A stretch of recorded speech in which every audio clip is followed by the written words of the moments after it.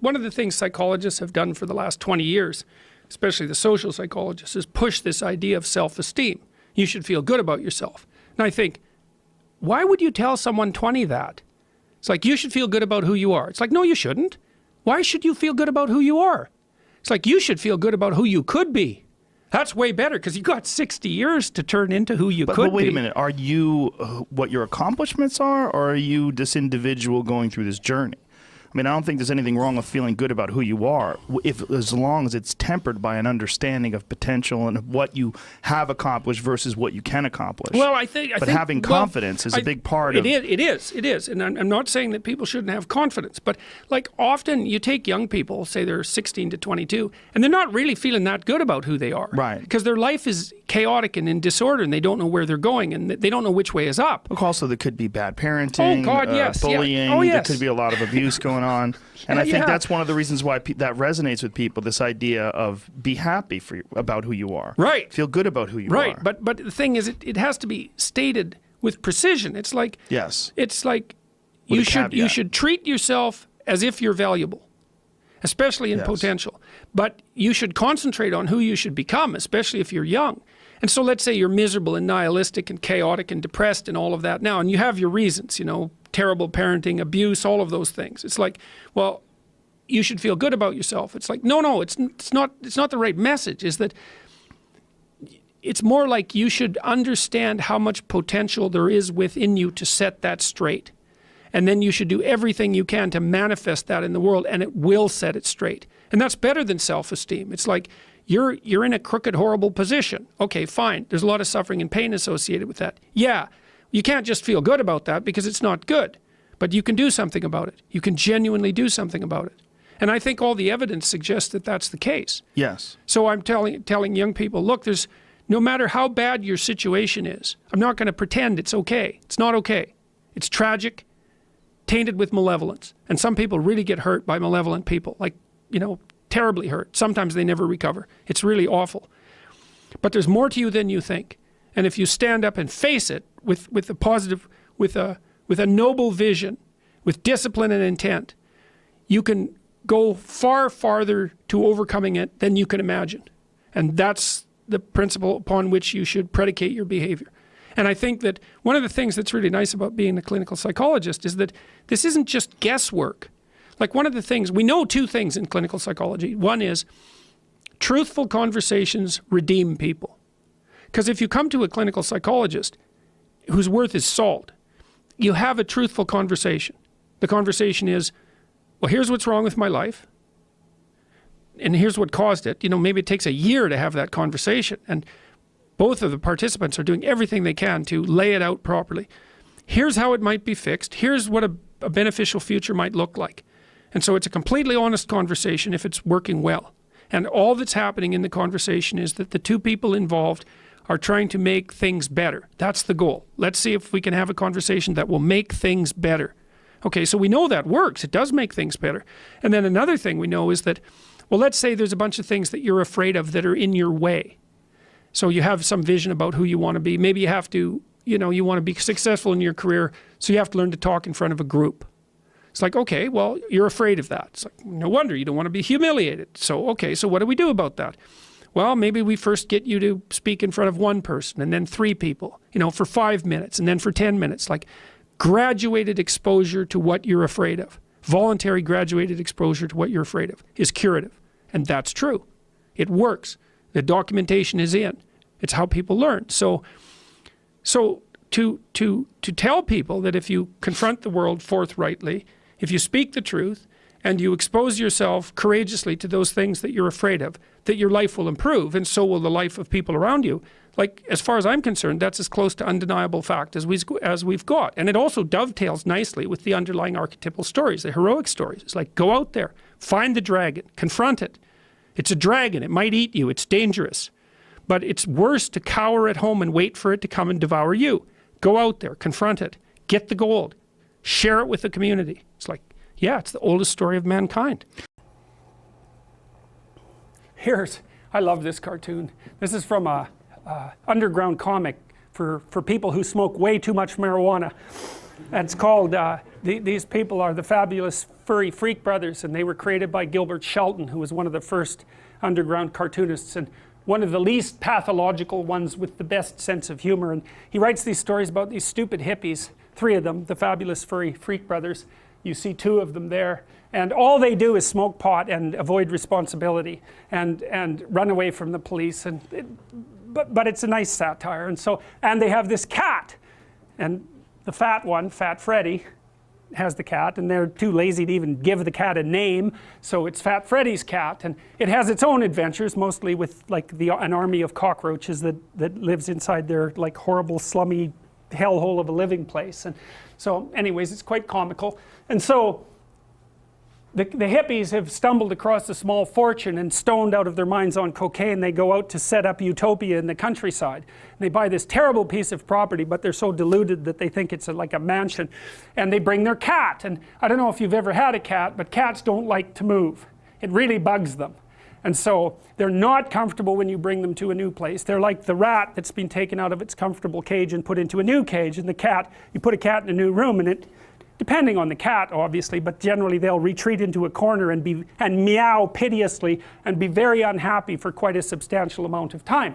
And so the cartoonist actually mapped this out quite nicely. So the hippie takes the cat out of the box and says, "Our new home." They're out in the forest. This is an urban cat. It's never been in the forest. It doesn't know what the hell's up in the forest. And the cat's looking rather dubiously and thinks, so this is the country. And then it's put on the ground, and it starts to slink, as he says, slink, slink, out into the forest. And that's actually what animals do. It's a predator evasion crouch. And so if they're put in a new territory, they'll hunker down and freeze first, and then they'll slowly unfreeze and start to explore. They sniff first, and then they'll start to move. But they do it like with trepidation and slowly, and try to hide. And so that's what the cat's doing. And the cat goes out into the unknown far enough, sniffing, and all of a sudden, pow! It goes underneath the house. It's like the toddler running back to the mother. And another hippie there, I think that's Phineas, says, "Where'd the cat disappear to now?" And the Fat Freddy character says, "Under the house." And then the cat's under there in the dark with big eyes looking terrified, saying, "You'd hide too if you'd smelled what I did." And so what it smelled was this thing that has like the head of a wolf and antlers like a deer, and the tail of a skunk, and the feet of like a chicken, and horrible claws. It's like, well, what is that? Well, it's a monstrous amalgam of that which lurks in the unknown. And so the cartoonist, the comedian, got it perfect. Said, well, what is there? What is out in the unknown? Well, you need one representation, not 1,000. And so you take pieces of what's out there that are relevant, and you create a single image out of that, and you say, well, this is what's out there. And you might say, well, no such animal as that exists. And that's actually incorrect. An animal very much like that exists. It's just a superordinate, low-resolution category. It includes all those weird animals that might hurt you that are out in the forest. That's a useful category. Weird animals that might hurt you. And that's a real category. You know, you might say, well, there's differentiated things within that category. It's like, yeah, every category has that nature. It can still be further differentiated, maybe not protons, you know. They can even be differentiated with regards to location at least. So every category can be further differentiated. The question is whether the category has some functional utility, or at least that's one of its questions. It's like, that's the thing to be afraid of. That's Marduk. So the story of Marduk, I'll just give it to you very briefly. Tiamat and Apsu are locked in embrace at the beginning of time. Goddess of salt water, god of fresh water, together. Chaos and order, right? They give rise, masculine and feminine, they give rise to the world of the elder gods. And those are, to me, they're primordial motivational forces. They're something like that. And their rage and their lust and their love and all these things that possess us that are there forever. And they're out in the world acting. And they carelessly slay Apsu, their father. And they're making a racket, and then they kill Apsu. And then Tiamat gets wind of that. And that's Tiamat right there, by the way. She's kind of a rough-looking creature. And she's the mother of all things. And so she's not very happy about this. Her children have destroyed structure itself. Plus, they're noisy and careless, and so she thinks, all right, just like Noah, just like the God that brings the flood to Noah, exactly the same idea. Tiamat comes back and says, yeah, okay, enough is enough. I'm going to take you out. And she makes this battalion of monsters and puts the worst monster there is at the head of the battalion. His name is Kingu. He's like a precursor to the idea of Satan. And she lets the gods know, hey, I'm coming for you. And so they're not very happy about this because they're gods, but like, yeah, she's chaos itself, right? She gave birth to everything. This is no joke. And so they send one god out after another to confront her, and they all come back with their tails between their legs.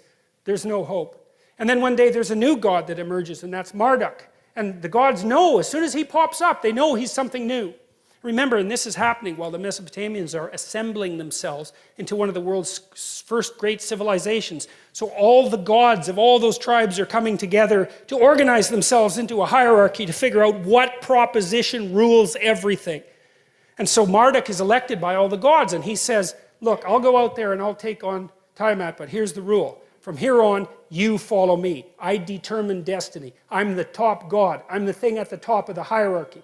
And all the other gods say, hey, look, no problem. You get rid of chaos, we do exactly what you say. Now, Marduk, he has eyes all the way around his head, and he speaks magic words. Those are his primary attributes. And so he takes a net, and he goes out to confront Tiamat. And he encloses her in a net, which I think is so cool because it's an encapsulation, right? It's a conceptual encapsulation. He encloses chaos itself in a conceptual structure. He puts it in a net, and then he cuts her into pieces, and he makes the world. And then he creates human beings to inhabit that world and to serve the gods. And he creates human beings out of the blood of Kingu, the worst of the demons. And that took me, it's a Colin DeYoung, who was a student of mine, helped me figure that out. I thought, geez, that's pretty damn pessimistic. It's like, you know, what exactly, it's like a fall metaphor. It's like the idea of original sin, but our joint conclusion with regards to that was that human beings are the only creatures in creation that can truly deceive, right? We have the capacity for evil, just like it says in the Adam and Eve story. We can actually do that, and that's why we're made out of the blood of Kingu, the king of the demons. We are the thing that can deceive, that can twist the structure of reality. Well, so Marduk. Now, the Mesopotamians had an emperor, right? And the emperor was the avatar of Marduk. That's what made him emperor. He was only an emperor if he was going to be Marduk. He had to be a good Marduk, which meant he had to confront Tiamat, chaos, and cut her up and make order out of her pieces. And what the Mesopotamians used to do at the New Year's celebration, they'd go outside their walled city, and that's explored territory versus unexplored territory. They'd go outside their walled city into chaos, and they'd bring all the statues that represented the gods, and they'd act this out. Because they're trying to figure something out, right? They're trying to figure out what this means. They're acting it out. And then they'd take their emperor, and the priest would make him kneel, and they'd take all his king uniform off, his emperor uniform off, and make him kneel and humiliate him and nail him with a glove and say, okay, how were you not a good Marduk this year, right? And then he'd recount all the ways that he was inadequate in confronting chaos, and then they'd do the celebration, and Marduk would win, and the king would go sleep with a royal prostitute. And the reason for that was, it's the same idea as St. George pulling the virgin from the dragon. It's exactly the same idea, that if you encounter the reptilian chaos, you can extract something out of it with which, if you unite, you produce creative order. That's what they were acting out. And that was the basis for the Mesopotamian idea of sovereignty. It's so smart. It's so unbelievably smart. And you know, the Mesopotamians had a massive influence on the civilizations that then had a massive influence on us. It's one of the stories of how the notion of sovereignty itself came to be. It's the evolution of the idea of God. That's one way of thinking about it, but even more importantly, it's the evolution of the idea of the redemptive human being, right? And that's taken to one of its conclusions, well, in the story of Buddha, but also in the story of Christ, the idea of the perfect individual. And the notion is, well, that's the word that speaks truth into chaos at the beginning of time to generate habitable order that is good. That's the story. And so with that,